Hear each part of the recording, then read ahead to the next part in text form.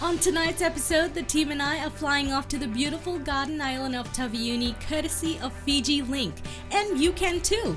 With awesome deals on domestic flights, you can save time and travel with ease with Fiji Link. Why not book a trip with friends to see the rare Tangi Modia flower? Or treat your loved ones to their Wings of Love Valentine's special. Visit FijiAirways.com for more details and hold on to your boarding passes to get up to 25% off from Fiji Airways partners. So tonight, come fly with us to Tavi Uni. We're learning how to make our very own compost tea.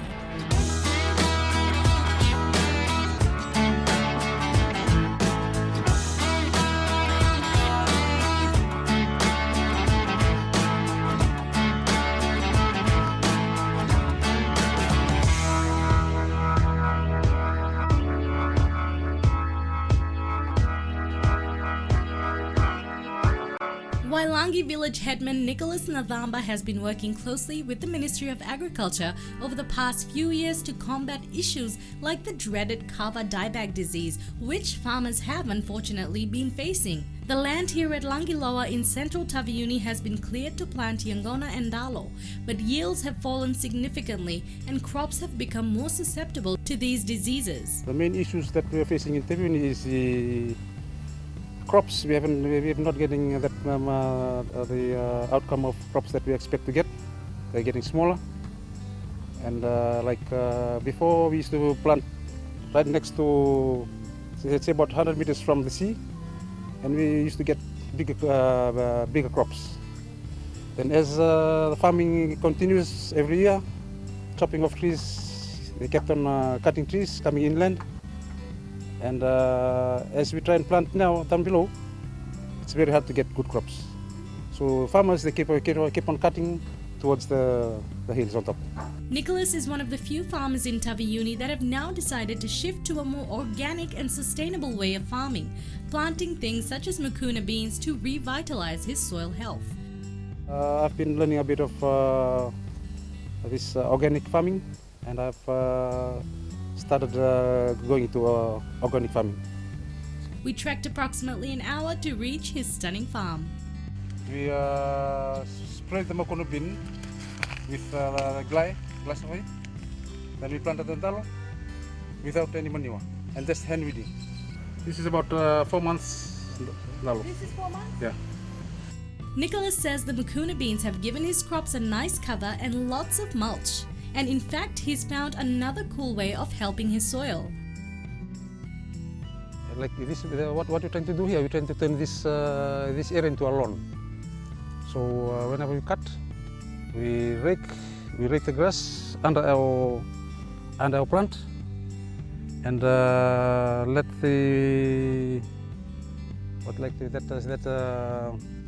all those micro organisms come under the tree. It attacks it under the tree, and while they're trying to break down that all the mulch, at the same time they are helping this, they're feeding the tree and helping it be healthy. The reason I chose this area to plant, because of the trees. There's a lot of trees, and I know where there are trees, soil will be healthy. Because I know that farming crops, they interact with trees. The only way forward for Taveuni is agroforestry. That's the only way forward for Taveuni. Because the government, they are saying that Taveuni used to be a garden island of Fiji, but in the past few years there have been a lot of trials, and they're saying that the fertility is going very fast. And for me, it's not about the chemicals, the manure we put into the soil, it's about bringing nature back.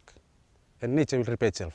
Following on from what Nikki just said about the importance of agroforestry, it's agriculture with forestry, is when particular relevance here is when we're looking at Yangona Kava here, a real threat to our Yangona planting is this dieback disease. It can just kind of spread and just wipe your whole crops out, big areas, overnight. You think you're going to be a millionaire and you're a pauper overnight. It's devastating. And we've had it before, and in some places been very big scale in some countries. Now, agroforestry has a very important role in stopping this big potential disease or actual disease problem. First of all, it makes the plant healthier, and like any disease, if you're healthy, it's not going to impact you so badly. And the other thing, it stops the spread of this disease. Dieback is spread by an insect, and if you have trees, the trees become a block to that insect. So it's like the coronavirus we have now. You stop the spread by wearing a face mask. Well, the Yangona has a face mask in the form of the trees. So it's extremely important in getting this kava boom and making it sustainable. And I think Jim, there's some issues with dry areas. The dieback has always happened when we have prolonged droughts, dry periods. That's when you're most prevalent to it. And one of the likely impacts of drought of climate change is these prolonged droughts. And is this an area that's likely to be affected by yes, drought, Jim? Mr. McGregor, what he had explained concerning agroforestry, the using of trees that assist in the minimization of Kava Dieback. And another technology that the minister has come up with in Taveuni is the irrigation system. During the dry periods, sometimes because of the climate change that's happening around most of our islands in Taveuni, during the driest month, that is June, July, and sometimes in August, it prolongs right up to sometimes in November. We cannot predict the weather now. The ministry has come up with the irrigation system. As we've seen in one of the farms that we visited, that farm is using water as a form of irrigating his farm, Yangona farm. So during the dry period on the island, we use water because during the dry periods, most of these big trees will take up all the water that exists on this farm, that these Yangona plants need. And during the dry season, all these big trees will take out all the surface water. That's why we come up with the irrigation system to assist in the eradication of Kava Dieback, to avoid stress to these Yangona plants. Another organization that have really taken on board the warning signs of declining soil health is Tutu Rural Center in Tavi Uni. They too have started using mucuna beans as cover crops to rejuvenate their land that has been used over and over again for the past 30 years. Father Isaiah tells us more. Mucuna bean is very important in fixing the soil because it's one of the legume plant that helps to bring back the nutrients in the soil. So this is the result of it. When you plant the mucuna bean for 6 months and then let it die down, then you plant your crops. So the result of this plant here in giving back to the soil the nutrients, we can see the earthworms comes back to life. There's a lot of life there, a lot of biology in the soil. Before this place, it's really bare. From the last 30 years, we've been using this place.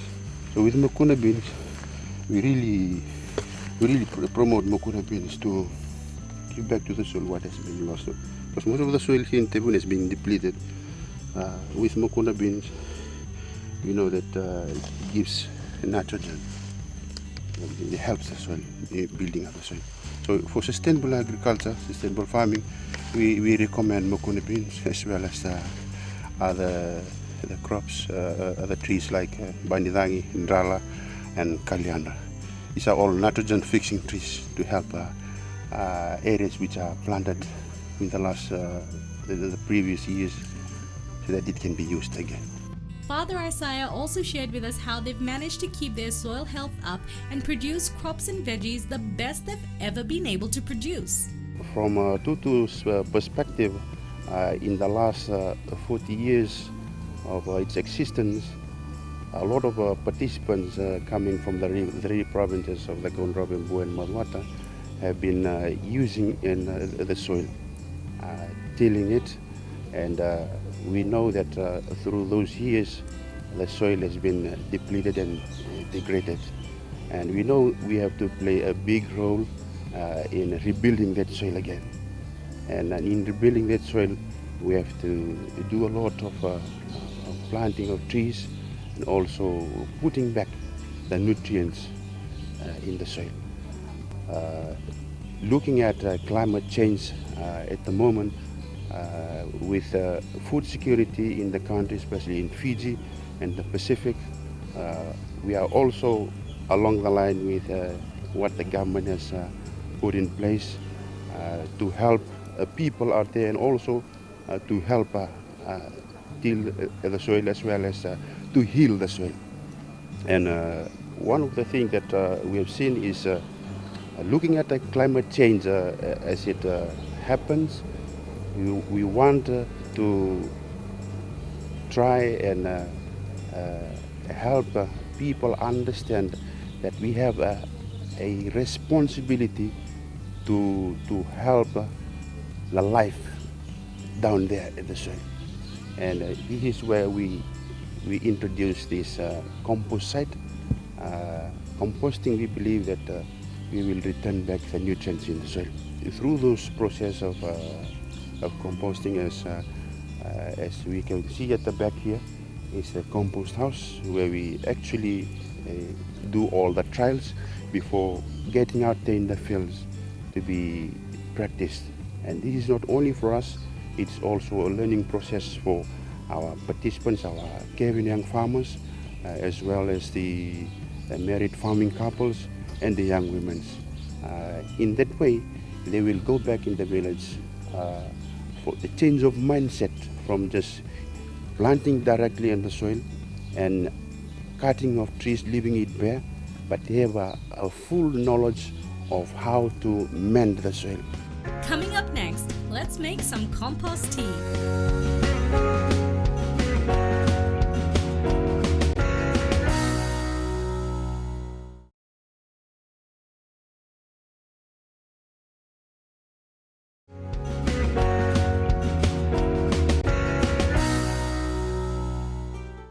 Na sanagor na misinin ono aya sa na misinin kan gecho ni ronring ado brown pada cho na brown ona reni uto reni mango nang kanin dalo kan tapioca ngagi mara bintu ma amun romo ko ngagi ini ni raw green ya mo sare di sangga gitu sana matu ni raw lumi topsoil sa tongo deni toto sana bro abang go indua ele ada itu da abo chio na bulan ibu arote me mduna raida aya do cho ilana ta compost da chi sana do to sara men tuna raida ni compost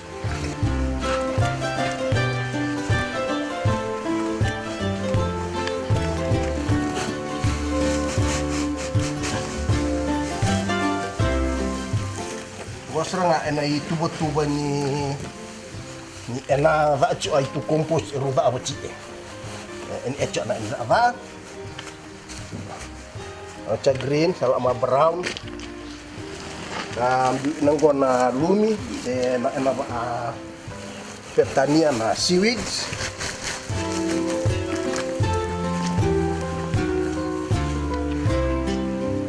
chungo sa lama ina nito chicken mayo.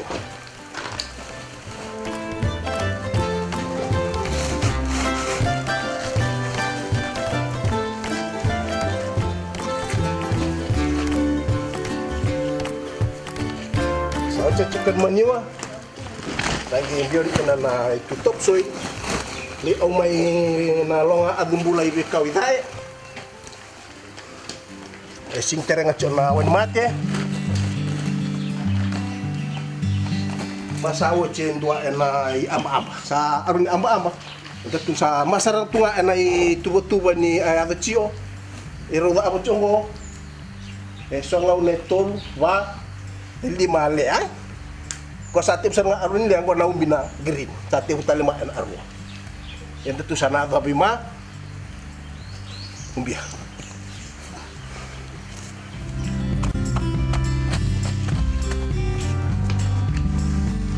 gua ena baritai gua musanggida sarang anano ito ana anano gua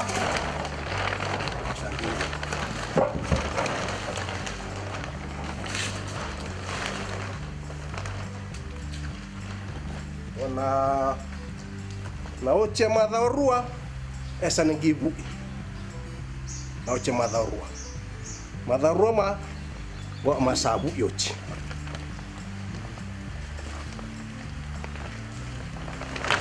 do sana recom ta sana recom ani bitar habis awak cok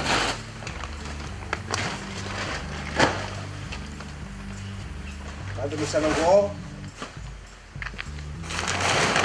ya do main nak bini go me do ben sama tua sa ni erta ni rire orang nari ni amat tu ni tu resepi ni compost rumah ngate ni cok nanti tu nganggo nak apa.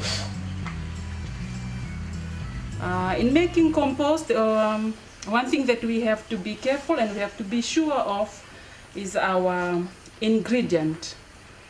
We have to be more aware of all the nutrients, all the minerals that we have to put on in our stack of compost to add on more nutrients into the soil. On the other hand, understanding the soil food web, the role of all these soil biologies, how it works and its roles in the soil, and we want to help in the sustainability of our farm management and the management of our resources. So from compost, like over the years, we have been buying fertilizer from the shop, normally NPKs to boost our vegetables. So now in our compost, the same NPK that we buy from the shop, we make our own NPK in our compost stack, the nitrogen, phosphorus and potassium. So in making compost tea, the process ready here, a half bag of compost. When you take this compost and smell it, it got a fresh, earthly smell. It's very nutritious. So what we do is that we take about 3 kilos of compost, 3 kg of compost, full of microorganisms. Millions and millions of microorganisms are in this compost. So what we did is that we fill a 2,000 liter drum by using this machine, a BioVital BioBrew machine. We turn it on. Before adding the compost, we have to put on the machine to generate air. So this container has got 2,000 aerated water in this drum. So we have to put on the machine 1 hour before we add the compost. So when we put in this compost, contain millions and millions of microorganisms into this drum, and generated for 24 hours. Yeah, we generated it for 24 hours. From millions into billions and billions of microorganisms. So by using chemicals in our soil, degraded soil, we are losing these microorganisms. So what we need is putting these microorganisms back into the soil to boost it.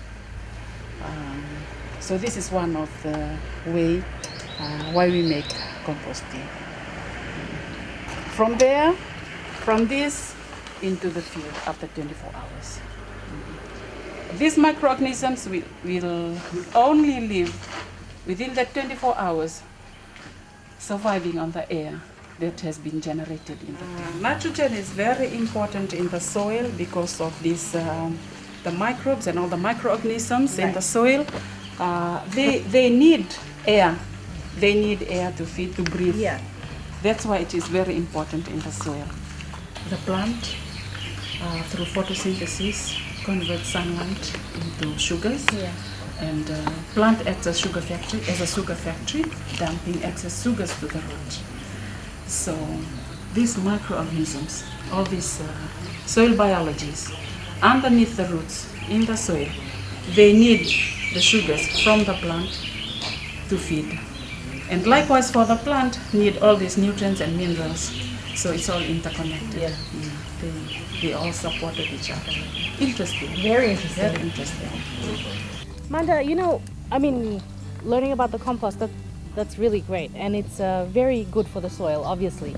But for people like me, for example, who live in Suva and we don't have a lot of time to put something like that together, what's our solution? And is there a product that maybe does the same sort of work?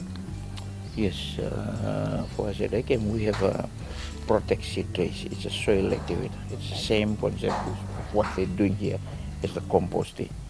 So, for example, looking at this, it takes them 10 weeks to do the compost, and they got an option whether they can use compost for seedlings and planting direct, and they use the same compost to do the brew, the liquid brew for the compost tea.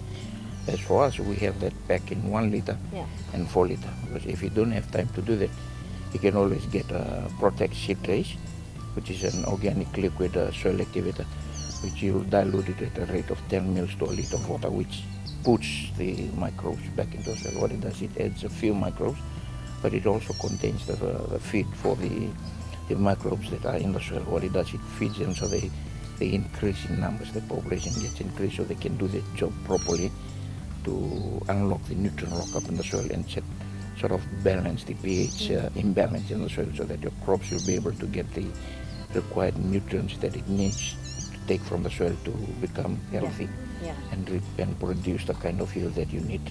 Okay. Well, see, there we go. Like, if you have time, and especially for big commercial farmers or organizations, if you have the people, the manpower, and the facilities to do something like this, perfect. It is so good. It's organic, completely natural. But at the same time, we have ECAM where you can go and visit them and speak to them more in depth, maybe about what products work for you.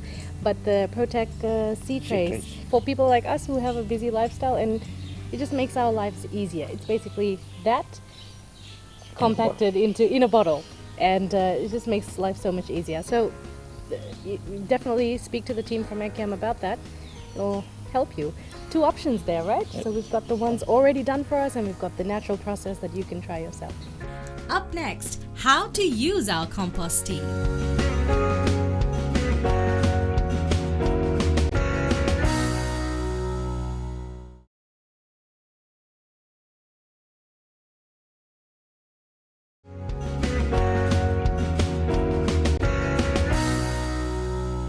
Okay, I'm gonna show you now how we're going to apply the compost tea, what has been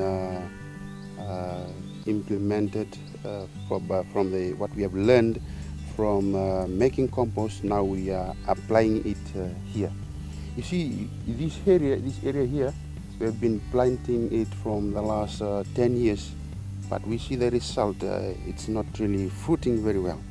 And with the use of compost and applying it here, you can see the eggplant really grows well. And spraying it weekly, we know it starts fruiting. As you can see, it make a difference. So we believe in making compost, and not only spraying it to the plants, but also helps to build up the soil biology again. I can take you now to the other side where we apply compost in planting by using of raised beds, and with that mindset of improving yield to crops and vegetables, also understanding the changing weather conditions and comparing that to what grows well outside and also what grows well inside the tunnel house with vegetables. This is another method that we use on that same kind of field. This place used to be all rocky, and we want to change the way we plant here. So this is what we do. We make a raised bed and put the compost inside, as well as every week we spray it with a compost tea as a booster for the plant. So the plants eats from the nutrients in the soil as well as the booster from the compost tea. So you can see the result of all of these vegetables that are really growing well. We know that there's a lot of food underneath. So the result we can see is the type of soil here that is full of nutrients, and you can see some of the living organism as well as earthworms in it. And also this side here, you can see it's really black. The difference of planting on raised bed and also direct planting. And we understand that climates are changing, and we also have to shift our mindset in the way we plant. This is what we have learned, and that is why we believe in composting. In the long term, for food security, this is also a way forward. Rather than just keep on continuing on a traditional way of farming, this is also a way in which our participants could go out and teach their families out there on how to regenerate soil, how to, to put life back into the soil. We believe in composting, so we will take you to that tunnel house and explain to you the differences between the two, from direct planting in the soil to raised bed and what happens at the tunnel house. We are here at what we call the COVID-19 off-season vegetable tunnel. Yes. So, I'm loving the name. yes. So, Have to, right? I mean, yes. during this kind of time. This tunnel house is really, really nice. It's so neat and well kept. Yes. So what do you have in here? We have here the different kinds of vegetables like cabbages, as well Okay. as tomatoes. Those are huge. Yes, I don't know if this is normal, but these are huge. yes. You can see the result of what's at the bottom, and broad leaves, and you can see that there's a lot of nutrients there. at And the soil. green, the Yes. color is just so striking. Yes. Wow. So this is what I've talked about outside, Right. and this is the continuation of what we do inside. Instead of planting outside, this is another innovative way that we have put in place here in Tutu, planting inside the tunnel house, off season. So when it's on season, we use the farm side outside. Yeah. So when it's off season, we use this so-called COVID-19 tunnel. And we still believe in composting, and that is why, as you can see in all of this raised bed, these are all compost material. Wow. All compost from the compost site down there, being transported up to this place with the tractors, and here we apply them here. So looking in the future, if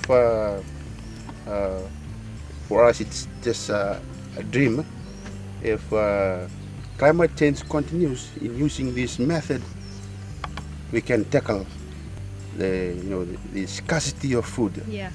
in the future by using this method of raised bed under the tunnel.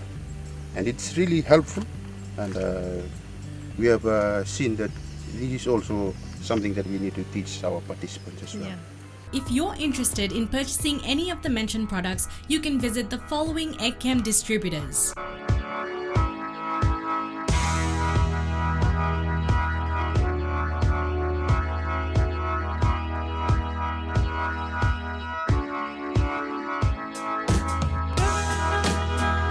Or contact EggChem Limited on the following numbers. You could even visit in person. They're located on Wailander Road in Lamy.